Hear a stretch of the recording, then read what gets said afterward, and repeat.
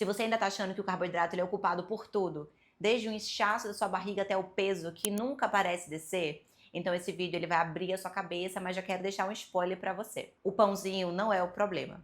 O que você precisa entender é o como, quanto e com o que ele vem. E aí, vamos quebrar esse mito juntas? O primeiro ponto que eu quero apresentar para você é o que são os carboidratos e para que eles servem.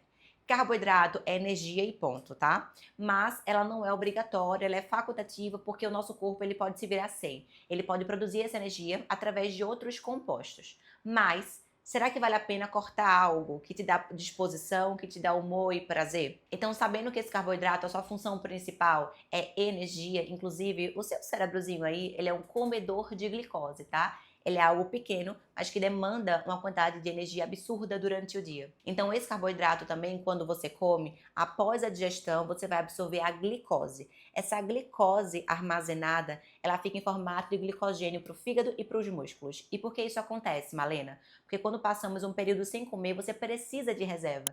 Então, o seu corpo vai lá, acessa aquela reserva do músculo para o músculo e acessa a energia que está acumulada no fígado para o resto dos seus órgãos, para o seu corpo. E cada grama desse carboidrato tem 4 calorias. E, obviamente, esse excesso é que vai ser transformado em gordura, tá? Mas calma, porque tudo em excesso vai ser transformado em gordura. A gente come esse carboidrato, a gente vai digerir glicose, essa glicose entra na sua célula, vai cumprir a sua função de energia, uma parte vai compor o seu glicogênio muscular, uma parte vai compor o glicogênio hepático, uma parte vai para o fígado, vai ser transformado em triglicerídeos, essa parte dos triglicerídeos também vai compor a sua parte lipídica e o restante vai ser acumulado em gordura. Mas percebe que tem todo um processo para ele ser acumulado em gordura? E até essa gordura precisa acontecer. A nossa gordura, o nosso tecido gorduroso, adiposo, ele tem função, tá? E uma das funções desse tecido gorduroso é justamente a produção de hormônios que está ligada à sua saciedade. O que é ruim é quando esse tecido adiposo ele está em excesso. Até o seu tecido adiposo, ele também libera adipocinas que chamamos de anti-inflamatória. Porém, quando esse tecido adiposo está hipertrofiado, ele está em excesso grande, ele vai liberar as toxinas inflamatórias que são ruins. Vou deixar aqui uma foto para você ter a noção real de como isso acontece. E aí, Malena, falando tipo de carboidrato, o que muda na prática? Não é sobre cortar, tá? É sobre escolher. Eu quero mostrar aqui para você um conceito não teórico, mas um conceito de prática, tá?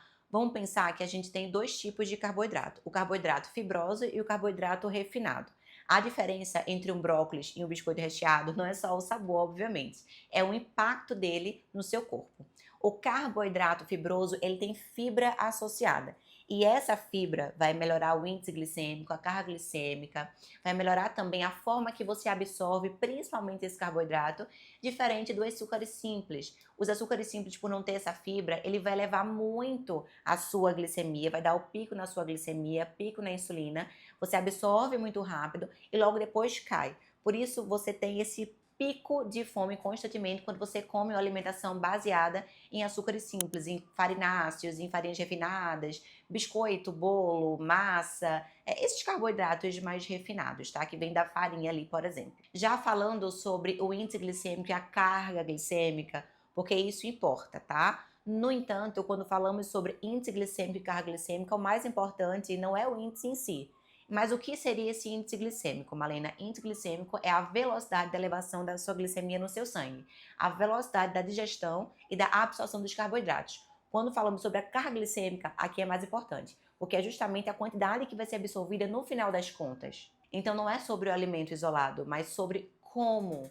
Quer diminuir os picos de glicose? Então combine carboidrato fibroso ali com proteína, com gordura boa, por exemplo. O impacto se você comer, por exemplo, um pão branco, que é um carboidrato mais refinado, se você comer esse pão puro, vai ser diferente se você comer esse mesmo pão, porém você coloca ovos e você coloca isso, por exemplo, com fruta ali ao lado. A resposta é diferente. Por quê?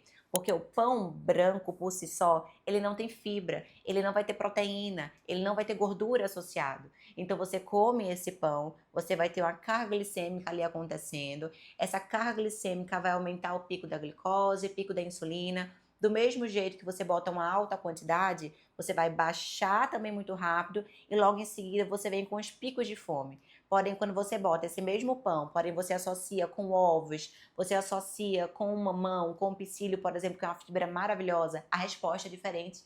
Por quê? Porque esse carboidrato ele vai se juntar aos outros macronutrientes e é como se você colocasse o pé no freio no momento da digestão. Então essa digestão ela é mais lenta, ela deixa a sua glicemia mais estável e não ocorre esses picos. E esses picos é o que justamente lhe dá o pico de fome. Então você fica mais saciada ao longo do tempo. E saciedade é algo bem importante no processo de emagrecimento. E falando também sobre os carboidratos, nós estamos falando sobre os carboidratos fibrosos, é aí que as fibras entram em cena.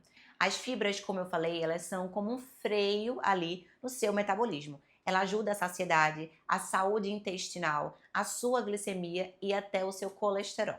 As fibras, elas como são fermentadas, elas produzem o que chamamos de ácido graxo de cadeia curta, tá? Ela protege a nossa mucosa intestinal e isso traz pra gente uma microbiota mais saudável. Uma microbiota bem alimentada, ela é igual a um corpo menos inflamado.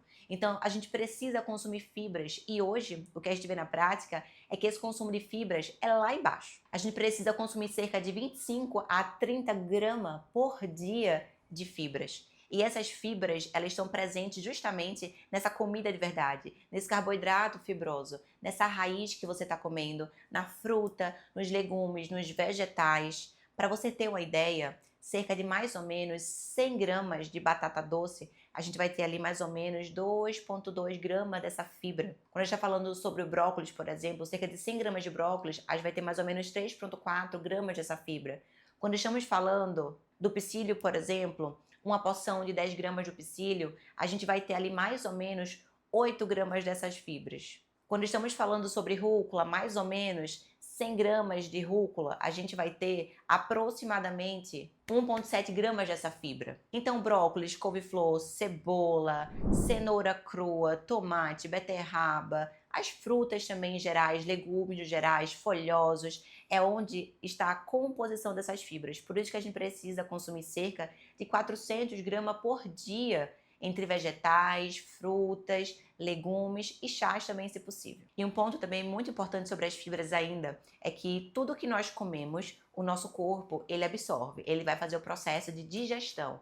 Porém, a gente não faz o processo de digestão dessas fibras. Por quê, Malena? Porque as fibras servem de alimento justamente para suas bactérias intestinais. Sabe que no nosso intestino nós temos uma concentração de maior bactéria do que células, por exemplo. Então a gente precisa alimentar essas bactérias intestinais de modo correto. E a melhor comida que você poderia estar dando para essas suas bactérias intestinais, para elas produzirem essa substância que é interessante, como eu falei anteriormente, é justamente alimentando ela de fibras, de compostos bioativos, compostos antioxidantes. E mais uma vez, onde a gente encontra essa classe de alimentos que eu falei? Na comida de verdade. Tá vendo que não tem como fugir? Então, você já percebeu que o problema não é o carboidrato, né? É o quanto você tira ele achando que vai secar e só entra em mais uma dieta restritiva que te deixa exausta sem resultado.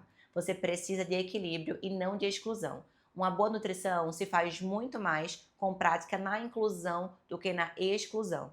Não é sobre talvez você tirar o seu pão se você gosta tanto e isso vai lhe ajudar no processo de adesão, mas é combinar esse pão com outros alimentos no momento certo, por exemplo. E obviamente, tentar diminuir os carboidratos, que sim, são os farináceos, são os açúcares líquidos, são os ultraprocessados, claro, e introduzir muito mais esses carboidratos que a natureza proporciona para nós. As frutas, as verduras, os legumes e até as raízes. Então, minha sagaz, talvez o problema não seja o carboidrato, né? Talvez o que está faltando para você é um plano que funcione na sua rotina, com os seus desafios e a sua vida real.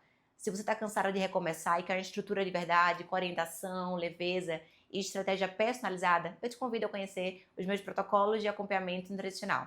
É para quem quer clareza no que comer, resultado consistente e um nutricionista que te acompanha de perto. Vou deixar aqui para você o link na descrição para você entrar em contato com a minha assistente e entender qual o melhor plano que funciona para você e de que forma nós podemos te servir no teu momento atual. Vamos embora destravar esse corpo, a sua rotina e a sua energia, porque você merece viver dessa forma.